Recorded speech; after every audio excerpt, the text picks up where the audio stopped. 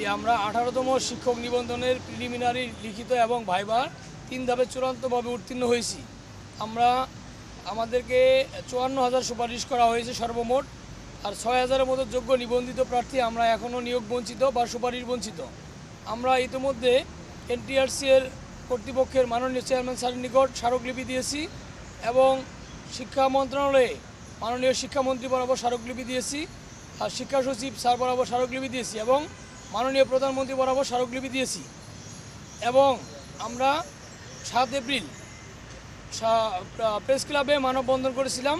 সেখান থেকে আমরা প্রশাসনের সহযোগিতায় শিক্ষা মন্ত্রণালয়ের অতিরিক্ত সচিব জনাব মিজানুর রহমান স্যারের সাথে আমরা সাক্ষাৎ করি।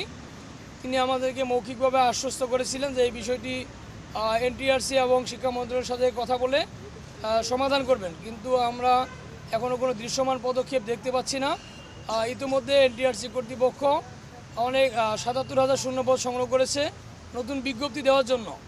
আমরা যোগ্য নিবন্ধিত প্রার্থী থাকা সত্ত্বেও তারা এই যে আমাদেরকে উপেক্ষা করে নতুন নীতিমালা বাস্তবায়ন করতে চাচ্ছে, যার ফলে আমাদের নিয়োগটা কিন্তু অনিশ্চয়তার মধ্যে। এই জন্যই কিন্তু আমরা আবারও শাহবাগে মানববন্ধনের আহ্বান করেছিলাম এবং মানববন্ধন ও অবস্থান কর্মসূচিতে রয়েছি। আজকে আমাদের দ্বিতীয় রাতের মতো এখানে অবস্থান কর্মসূচি চলমান। আমরা চাই এটার একটা সুষ্ঠু সমাধান। আমাদের এটি একটি যৌক্তিক অধিকার। আমরা রাষ্ট্র কর্তৃক কোনো বিশেষ সুযোগ সুবিধা চাই না। আমরা প্রিলিমিনারি লিখিত এবং ভাইবা 3 ধাপের পরীক্ষা দিয়ে মেধা ও যোগ্যতা প্রমাণ রেখে এসেছি।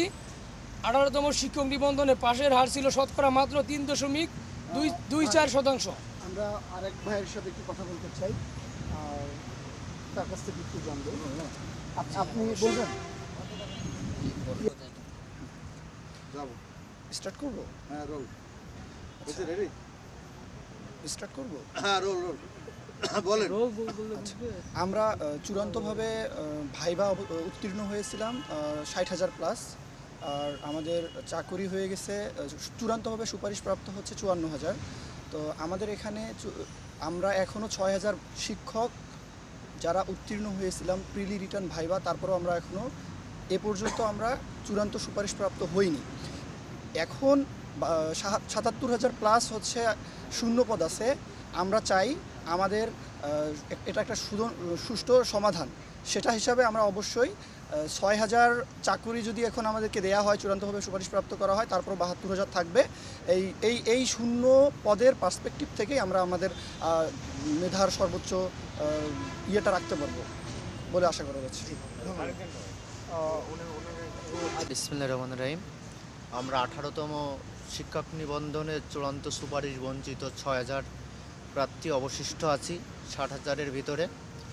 আমরা গত 7 তারিখে মানববন্ধন করেছি সচিবালয়ে এবং 19 তারিখ থেকে এখানে মানববন্ধন, আজকে দ্বিতীয় দিন মানববন্ধন করছি এবং গতকাল থেকে আমরা এখানে অবস্থান কর্মসূচি করছি। আমরা শিক্ষামন্ত্রীর কাছে অনুরোধ জানাচ্ছি এবং এনটিআরসি চেয়ারম্যানের কাছে অনুরোধ জানাচ্ছি যে আমরা যেহেতু যৌক্তিক দাবি, আমরা যোগ্য শিক্ষক, আমাদেরকে সুপারিশ করে প্রতিষ্ঠানে দেওয়া হোক। এবং শিক্ষামন্ত্রী পূর্বে বলেছিল বা এনটিআরসি বলেছিল যে আমাদের শূন্য পদ নাই, আপনাদের কিভাবে যোগদান করাবো। কিন্তু ইতিপূর্বে আমাদের 77,000 শূন্য পদের একটা তালিকা হয়েছে, সেখান থেকে আমাদের মাত্র 6,000 প্রার্থীকে যদি সুপারিশ করে দেওয়া হয় তাহলে আমরাও সুপারিশপ্রাপ্ত হব এবং এর ভবিষ্যতে যারা 19তম আবেদন করবে তারাও একটা শূন্য পদে তারাও একটা শিক্ষা প্রতিষ্ঠানে যেতে পারবে এবং বেকারত্ব দূর হবে। এটাই আমি আশা করছি। ধন্যবাদ।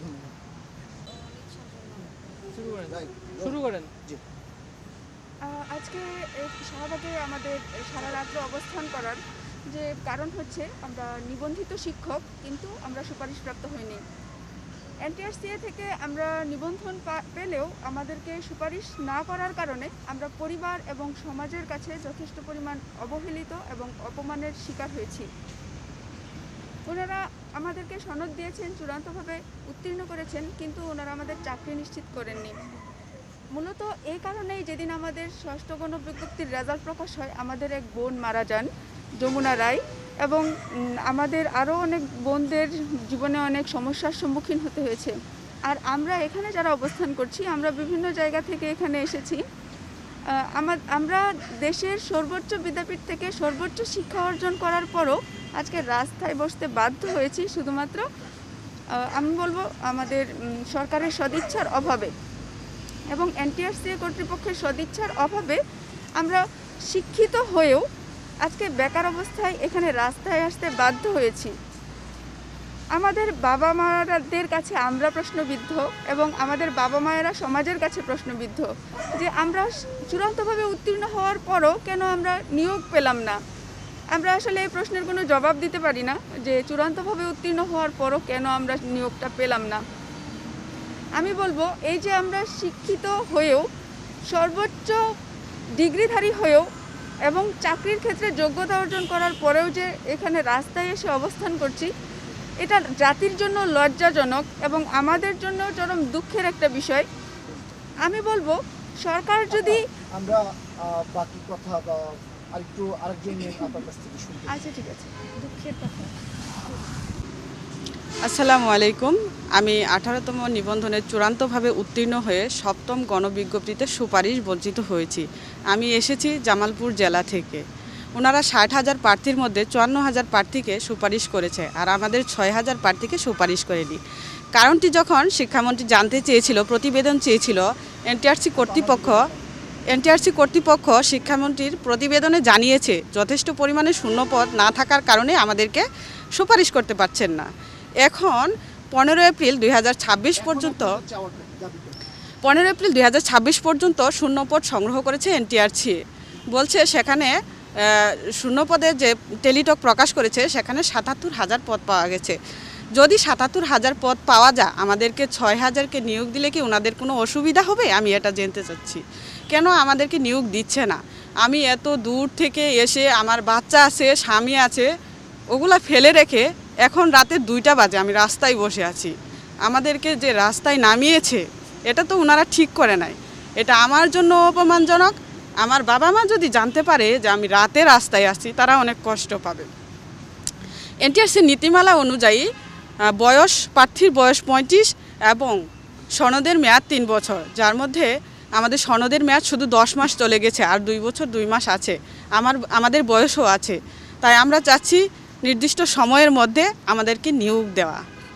কিন্তু আর কেউ কিছু বলতে চান?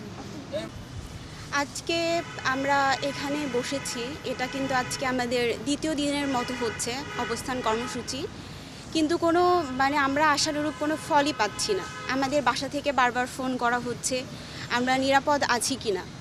যদিও আমাদের খাওয়া নেই, ঘুম নেই, তবুও কিন্তু আমরা বলছি যে হ্যাঁ আমরা ঠিক আছি। তো এইভাবে আমরা কত রাত আসলে রাস্তায় থাকব? আমরা খুব দ্রুতই চাই যে আমরা মাননীয় শিক্ষামন্ত্রী এনটিআরসি এর চেয়ারম্যানের দৃষ্টি আকর্ষণ করছি, যত দ্রুত সম্ভব আমাদেরকে শিক্ষাঙ্গনে দয়া করে আপনারা পাঠান। আমরা এইভাবে রাস্তায় রাস্তায় আর বসে থাকতে চাই না, ঘুরতে চাই না। আপনারা আমাদের সনদের যথাযথ মূল্যায়ন করুন।